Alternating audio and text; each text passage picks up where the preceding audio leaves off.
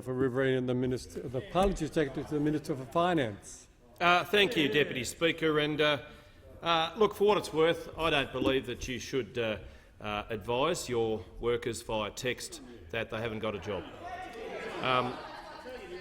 And not that I want to be on a unity ticket with Labor, but it might interest them to know that I was actually a member of a union for more than 20 years, and for the Australian Journalists Association and the Media, Entertainment and Arts Alliance. And I appreciate that unions. Shush! You might learn something. I appreciate that unions have a role to play. I do appreciate that, but it's everything in moderation. It is everything in moderation. And the member for Bendigo might be interested to also know that I'm going to now talk about the Productivity Commission. Now, the Coalition gave an election commitment before the 2013 election to ask the Independent Productivity Commission to undertake an independent review of the workplace relations system to ensure the Fair Work laws worked for everyone. Now, the terms of reference for the Commission review were carefully considered. They were, and in consultation with unions. They were, with employers and with state governments. And on the 4th of August, the Productivity Commission released a draft report following an independent, evidence-based inquiry into the workplace relations system. Now, this is a substantial 1,000-page, you could call it a draft report, I'd almost call it a tome, prepared by an independent body following an extensive public submission process, and the government is appreciative of the broad community input. Be quiet. It is important to note that this is a report to government, not by government. Well, you've had your say, I'm having mine.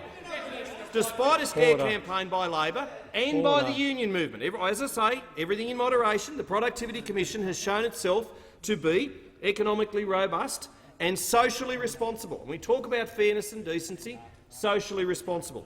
Labor's argument shows that they and their union masters are more interested in playing politics than engaging in a genuine, evidence-based conversation about how the Fair Work laws can best work for employees, for employers and the Australian community as a whole. And I will say, just going back a little bit to Senator Abetz' comment, I do think he was quoted out of context. He's not callous, as the member for Gorton would pointed out in his offering. But as I say again, I don't think that workers should be fired by text. I've been to the Brisbane ports and I've seen how well they operate, and I do believe that they obviously can operate well with more workers. Or better with more workers. The government's position on penalty rates has clearly and consistently been that penalty rates are a matter for the Fair Work Commission to determine, not government. For the Fair Work Commission to determine, not government. The draft report concludes that penalty rates should continue to be set by the Fair Work Commission, and that, I think, is fair enough. And I'm sure that members opposite would think that that too is fair enough. Now, we've heard a lot about jobs. We've heard. I listened very carefully to the member for Cowper. Always makes a good contribution. Always makes a common-sense contribution.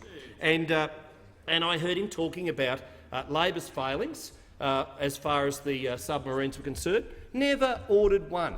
Never. It's all well and good to come in here now and to talk about all the things that we should be doing and could be doing, but you never ordered one submarine there on the other side. And just last week, $39 billion worth of new Navy frigates and corvettes have been placed on order by the Prime Minister, doing a fantastic job.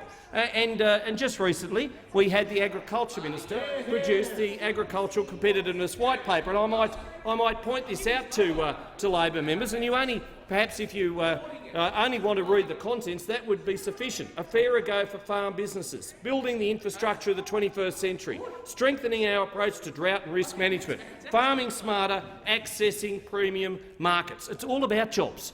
It's all about jobs. We heard that the Leader of the Opposition, when Employment Minister, or Workplace Relations as it was then called, delivered only 3,600 jobs in his tenure in that portfolio. And just last month, 38,000 new jobs were created by the Liberal Nationals government. That is getting on with the job of delivering the sort of economic rebuild that we need after 6 long, sorry years of Labor government. 6 long, sorry years. We're getting on with the job.